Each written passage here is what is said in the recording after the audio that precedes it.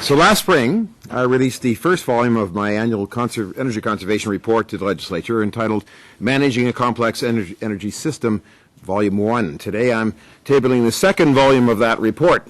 Volume 2 is a report that reports on the progress that was made towards achieving numerous energy conservation targets set by the government and other public agencies since 2004. To my knowledge, Table 1 in this report is the only and most comprehensive summary of these initiatives that exists in the public domain. And of course, with any report on progress on targets, you want to know how the government did overall. The short answer is that they missed almost all the targets. However, the targets were ambitious, and despite the shortfall, there was lots of peak energy conserved by these programs. Peak electricity demand in the province was reduced by an amount equivalent to not having to build about 3 new natural gas-fired peaking plants, and we all know how popular those are. And the results clearly show how cost-effective energy conservation programs are. Because of these initiatives, ratepayers have saved billions of dollars. The energy we conserve is the cheapest new energy source ratepayers can buy. The only initiative that was actually completed was the installation of smart meters across the province. But the time-of-use billing system that smart meters support isn't working everywhere yet, and I can't report on how much energy was saved by the time-of-use system, where it is working, because the OPA has just started developing the methodology by which we would measure the impact of time-of-use pricing. I also report on the new targets that have been set to conserve electricity from this year to 2014. Most notable are the targets assigned to the local distribution companies under the terms of their contracts, their licenses. We're almost a year into this 4-year program, and to date, no LDC has been able to get any local conservation programs approved through the Ontario Energy Board. Unless something changes, it appears we're well on the way to missing those targets too. There are other things in the report. I talk about natural gas, industrial conservation programs, electricity retrofit programs for commercial and institutional buildings, and how the OPA is spending its conservation fund. I also present the latest data on energy consumption in Ontario by fuel type and provide short analysis of the trend in energy efficiency in the residential sector. So if you have any questions, now's the time. Why does it matter that the government is missing these targets? Given that it seems to be that the brownouts and blackouts and days of not having enough power seem to be behind us, and they're announcing left, right, and center that they're canceling all of these new power projects. So, isn't it that basically there is enough energy being conserved out there? That's probably going to be their spin. Well, the issue for conservation, the big issue is peaking. And we still have a peaking problem. I have a chart beside me which has that's actually the hourly price of electricity in Ontario during the month of July in 2010. And each one of those peaks represents a day. And although the lines here are cents per kilowatt hour, and typically we're down around 4 cents per kilowatt hour in the evenings and the low times, but look at the peaks. They go up as high as this one's off the scale up to 30 cents per kilowatt hour. That's the wholesale price, the base of the wholesale price in electricity, and these peaks are the problem. We have to build enough power plants to provide assurance that the electricity will be there when the demand peaks, and so that remains a challenge for us going forward. Yeah, we're in a low demand time right now. We've had a pretty good year in terms of problems, but that tendency of the peak is still there, and we still have to get on top of it. To the extent we can lower those peaks and distribute the energy in a flatter situation, it gives us long-term stability and the most inexpensive and efficient long-term energy system for our province. Okay. And what do you make of the fact then that the government has no idea whether smart meters are having an effect? Well, I'm really disappointed in that one because, of course, we've had several years warning the smart meters were going to be put in place, and then it took us a few years of putting them in place, and to find out, I was somewhat surprised to find out that we don't have the metrics to say, what is, not only how much energy are they saving us, but, what is the pattern of use that's changed so that we can set the pricing on some kind of logical basis. When we set this price differential between the base price and the peak price, there has to be some logic to that. Say, well, maybe I've always said it should be a little higher spread, but that's just based on research from other jurisdictions. It would be nice to have be collecting that data now, but in fact we're just starting to develop the methodology. I regret that.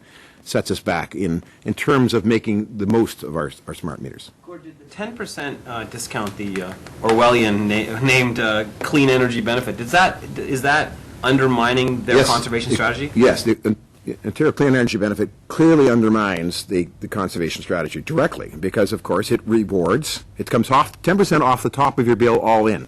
And that means that the people who use the most energy, some of which obviously are the energy wasters, get the most benefit. And the people who conserve get the least benefit. That's the reverse of what you'd want in an incentive program to conserve energy. Trimming HST electricity bills would have a similar effect, I take it. Yes, on the record on that one, I think, and all energy bills should have the full price of full cost, which includes the taxation of goods and services we put on our goods and services in our society. On the smart meters, on the smart meters, so we spent $1 billion or more, I think, installing them. What is the benefit to Ontario of that practice? Well, huge benefit. But are we seeing it? I guess that's well. We're early in. Smart meters provide the means by which we can attack the peaking problem to start with, but more importantly, they're the base for what we have to go to, which is smart grid. And that's where we see the tremendous efficiencies and tremendous savings in the long term. Smart grid, right now, before smart meters came in and fully functional, when the power went off in your neighborhood, the only way that the utility knew it was off is somebody phoned them and told them the power's off. Smart grids immediately start communication out right in the grid, and then now the utility knows where the power is having problems, and they also allows flexibility on systems that make the power more resilient, more stable, switch off things that are overloading. That kind of that two-way communication is what smart meters provide for the grid, and so in the medium term, they'll save us a lot of money on infrastructure we don't have to invest in. It gives us a lot of resilience, and it is necessary for the system. So there's the first step on the way to the smart grid. How long will it take the OPA to come up with this methodology to find out how much? I'm not sure, but they're sort of indicating I'm anticipating within a year, but we'll have to see. Gord, the government got rid of the position of chief conservation officer Yes. A while ago, and that work supposedly be done by the OPA. Has that contributed to the failure of them? No, I mean when the government got rid of the chief energy conservation officer, they took his duties and transferred them to me. Okay, but the OPA is the conservation authority as well, though, right? I mean, Not anymore. Didn't Love technically work for them? Yeah, he did. So he did work for them, but now when they eliminated that, Is it partly your fault then? I suppose if I'm a little bit more angry, a little bit more adamant, I could do a better job. But the oversight role is firmly by legislature passed to me. Okay. So I'm replacing that, and I have a broader mandate than Peter Love had in that I work on all forms of energy, not just electricity. Can you talk to the consumers of this province who would say, listen, my smart meter just means that I'm paying more. It's just a way to take more money out of my pocket. Can you justify why that they should not feel that way? I'll tell him. I bring up this graph, and I'll say, look, the price of electricity you pay, 9 cents on peak. The wholesale price is going over 30, 50. You know the highest hourly price we paid in 2009? For 1 hour, we paid $1.89 per kilowatt hour on the market. So the peaks are killing us. If you kill the peaks, it means everybody saves money. So, with the time of use billing, which is smart meters allow time of use billing, allows us to pattern the price of electricity to give people a break when the price is low, which is what we do, and to increase the price when the price is high. It's a fair deal. You pay what reflects in the going rate. And in fact, so if people can shift their load off peak, everybody saves because it transfers that high cost power onto the period of time when it's low. Instead of paying 30 cents, we're paying 4 cents. So everybody benefits in long term. It may be frustrating to sort of adjust the behavior. I know it's taxing, that sort of thing, but believe me, it's really good for the system and everybody saves in the long term. So the senior says, why do I have to stay up to 10 o'clock at night to do my laundry? Well, I would first remind the senior that the low rates start at 7 p.m., not 10 p.m. And that 9 is 7 p.m. 7 p.m. So, I don't think, and weekends are on the low rate. So, it's not as an extreme as often presented in media stories. It's Another work week. Can you give us a rundown of the conservation efforts that led to the 1,750 megawatt saving? Well, there's a lot of things, and they did things like a demand response, which is where you negotiate with companies that are big consumers of electricity, and you give them a deal, an incentive to say, when we're peaking, and it's all about the peaks, can you shut down and can you change? And they say, oh yeah, we'll do that, but it'll cost us some money, et cetera. So they negotiated things. Demand response is a big component. All sorts of programs of efficiency and right down to consumer education and things in your home and convincing you to switch your light bulbs and that sort of thing. So it's a wide range of things over a number of years, for that figure.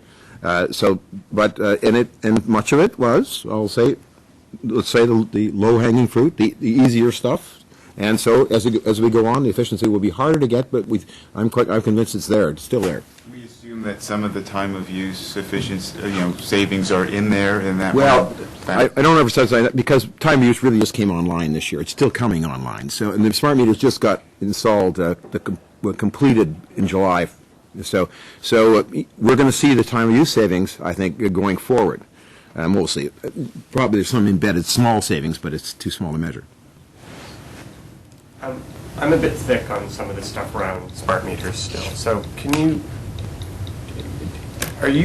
what are you saying about smart meters themselves? Are they a good thing? Why do they help? They're a two-way communication device. So the utility now knows what's happening out on its grid, and it allows it to make adjustments and investments and change the technology. So it knows what's going on in its grid, and it can head off interruptions. It can substitute if it has transformers collapsing. It knows how to switch things over and to avoid power outages, all that sort of stuff. But mostly, it allows us to we have the Peak Saver program where people they have to sign up for it. But if we're getting into a peak situation, an overload situation in an area, they can shut down your air conditioner for 5 minutes and that sort of thing, and switch it off because the smart meter is communicating. It can go to your house if you allow it. This is not mandatory. And if you allow it, you can go and shut off your air conditioner for 5 minutes at a time. We need to stop that big peak. You can't do that without a smart meter. There's no communication. It's just, the old system was just a passive thing. We pushed the electricity out on the grid, and people used it. And we didn't know what was going on. The smart meters allow us, the utility, to know what's going on. But for me as a consumer, can you explain to me about how, I guess I use the term smart meter and time of use pricing interchangeably. So in time of use pricing, why is that a good thing? Well, it's a good thing because it gives you the benefit of a cheaper price if you're using when electricity is cheaper. It allows you to lower your price when electricity is cheaper. People seem to forget that. And yes, you pay more, but you're paying more on these peaks when everybody's paying more. The market's paying more. Electricity is expensive during the day. Look at the prices. If this is 4 cents, look at the prices midday in July. But right now, we're always, in past years, we've been trying to figure out some kind of average price there and not ignoring the problem. Smart meters allow you to say, look, if we can start bringing these peaks down, everybody saves. And it's a regulated market. There's no shave off of money going somewhere. Anyway, the OEB, the Ontario Energy Board, regulates this market, looks at the rates, looks how much money they have, and et cetera, and sets the rates appropriately. That's the system. So time of use meters allows us to match the price to the demand. So if the government has no idea whether time of use pricing is having an impact, yet, do you have any idea whether it's having an impact? No, it's too, well, first of all, it just started. I mean, effectively, for the millions of homes across Ontario, it just started in months ago. And I went, in order to report, I have to know that. And when I went to the OPA and said, how are we doing, boys? And they said, we've only now started generating the methodology, so it's early times. That's regrettable. I think we've had lots of warning they were coming. I would that the methodology had been generated over the last 2 or 3 years, but nonetheless, where we find ourselves today is we don't have the methodology. So hopefully next year when I come back here, I'll be able to answer that question. I'll say, well, here's the effect of time of use pricing. And then we can talk about whether the price spread is appropriate. Okay.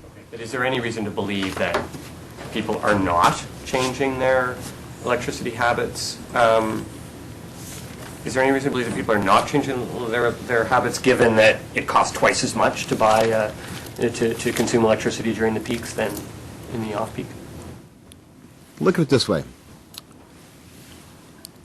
If you want to consume electricity excessively in the middle of the day when the price is high, go ahead. You're free to do so. You just pay a little more money. It's a choice. If you choose to say, no, I want to save some money, I'm going to change my habits, I'm going to shift some of my load, and you have that opportunity, and you get a little saving that evening, why not? It's about reflecting the price according to use. Now, the graph that just got revealed here takes us down this road. Okay, so here we go. This is data from the IESO, which is raw data from there of what's happening on the electricity price between January 05 and the end of July 10. Okay, now, as much been described recently in the media, some people are finally figuring out this strange Byzantine world of electricity pricing. The price of electricity consists of two things. This is the raw price. The market price, which is the blue line, which, as you see, goes through there and then drops precipitously here, plus what they call the global adjustment. The global adjustment is the red line, which in fact was negative for a while back in 05, and jumps up here. And the global adjustment is a grab bag of other charges, mostly the guaranteed price we give to the people who are the facilities that are generating our electricity, all of them, including the coal plants and the nuclear plants and the gas plants, as well as the renewables. We give them a guaranteed price. If the market price isn't high enough to sustain it, we top them up. So we have to have a pot of money. It's called the global adjustment. Add them together, you get the yellow line. That's the raw price of electricity. This chart explains that between January of 05 and the end of July 10, you can see that the yellow line, which is the raw price of electricity, has moved in the same range for the entire time. In fact, the highest price was back in the mid 2005. The highest price went away over 80 cents per kilowatt hour, 8 cents per kilowatt hour. So, for all this talk about increasing electricity prices, there's the data. I don't see the slope on the line. Seems to me the price of electricity is variable, and it's been consistent for 5 years. What's that got to do with whether time of use pricing? Well, because I think the issue is about cost of electricity. This is the key question you could come back in Washington. Pricing is the same. This is the problem. There's the peaks. There's the high price. We get those peaks down, we solve the problem. Conclusion? Sorry, I just got to pursue this. So Okay, can you we're working conclude again. whether, from that, can you conclude whether time use pricing is not having an impact? Can you? Let's go at it a different way. This is what we've had for years, no time of use. This just gets worse. Okay, peaks as high as one crazy day was $1.89. That was an upset, but nonetheless. But typically, it peaks up 20, 30, 40 cents. Those peaks are a problem. We have to build enough plants to meet those peak costs of a fortune. Gas plants, peaking plants are not popular. How do we solve that problem? We solve that problem by putting in a system that gives an incentive to move off the peak. So we give the consumers a choice. We say, instead of everybody paying more at an average blended price and you can't do anything about it, we're going to give you a choice. You can either go on the way you are, and you'll effectively get a blended price because you have some power in the evening and some during the day, or you can help us. We'll give you time of use pricing. We'll give you a choice, and you can switch your load and save some money. It's not a lot of money, but save some money and switch your load, and you'll help us with this. Everybody wins in the long term because we don't have to build gas peaking plants, which are very, very expensive, especially since they sit idle almost all the time. So that's the saving, and that's the reason. Give people a choice. Let them pay for electricity proportional to the cost of electricity. Better? No? I guess not. Just one more thing on the consumer side. I mean, I understand you taking us to task for not representing what you're seeing, but you do hear stories again and again from people who say, I try to follow the time of use. I'm doing my laundry after 7, and I pick up my bill, and it's still more than it was. Yeah. I've been absolutely. I mean, you agree There are other that's costs happening. in the That's- price. Yes, but the total cost on your bill consists of, what, 5 different things. Price of electricity is just one. We've got delivery charges. We've got investments in the transmission system. We've invested in the government in a system that's has been neglected for many years, and now they've been making some pretty significant investments in other parts of the system. And those other costs, if you look at those, are going up. There's no question. And it varies throughout the province, and this local utility you're hooked to. But those price of electricity is going up. There's no delivered to your door electricity, all costs in, including the stranded debt charges. The stranded debt's been there for years and will continue. So it's all in there. It will continue to be expensive. So nothing we do is going to change that. All power is going to be expensive. New electricity is expensive. There's only one form of new electricity that is cheap, and that's conservation. Conservation is 5 to 7 cents per kilowatt hour, and that's where we have to go if we're going to save money on electricity and keep the system affordable. Every other form of electricity is twice as expensive as conservation. Every other form, gas, coal, the whole bit. They have those guarantees built in. They're expensive. Any new form of electricity is expensive. Conservation is the cheapest new form of electricity. So that's where you have to go. You said, hopefully, when you report next year, you'll be able to tell us something different and stuff. The government does not have a lot of money and is looking desperately to save as much as possible. Do you think your office is going to stick around after the next budget? Value for money, I guess. I don't know. That's up to the 107 members of the Legislative Assembly. It's not a government decision, is it? It's a decision of 107 members of the Legislative Assembly, because I'm an officer of the legislature, not a functionary of the government. They can't get rid of you in the budget then? No, they can't get me in the budget. They have to they go to a full vote on the legislature, and so all the opposition parties will definitely have a say of that. And just, getting back to the consumer side, do you think the frustration over not immediately seeing results from time of use, do you think that may have convinced people, well, this is pointless, I'll just, do whatever, whenever, it's obviously not saving me any money? Sure. I mean, I know it's frustrating. So I agree. It is frustrating. And the amounts, by the way, the amounts are small because of this narrow span we have between the off-peak and peak. So, and to some degree, it's too bad that we so emphasized this money saving and short-term money saving when we talked about smart meters. I mean, it is there, it is true, but it's not the most important thing. The most important thing is the stability of the system and the long-term savings for all of us. That's the big story, and that's why I'm emphasizing it today. And so it's people focused on those short-term savings. Yes, you can get them, but they're modest. And with the general cost of the delivery of electricity going up, it tends to mask the savings that are there. Yeah, it's frustrating. But know this, and I say to the people in Ontario this, is that without those smart meters and without that time of use pricing, it will be much worse in terms of the price in the future. So that they are the mechanism by which we're going to keep the cost reasonable going into the future. Given that these peaks are still happening, does that mean that time of use pricing is not working as well as it should? No, time use pricing just started. This is it just started, and it's not even fully implemented across the province yet. So it's been coming on stream in a significant way. Some places like Toronto were very early in, but it's coming on stream significantly within 2011. So you can't say at a time. This is a province-wide graph. We haven't got a year's worth of data even. So what's it going to take to get those peaks down? More expensive prices during peak time? What's it going to take?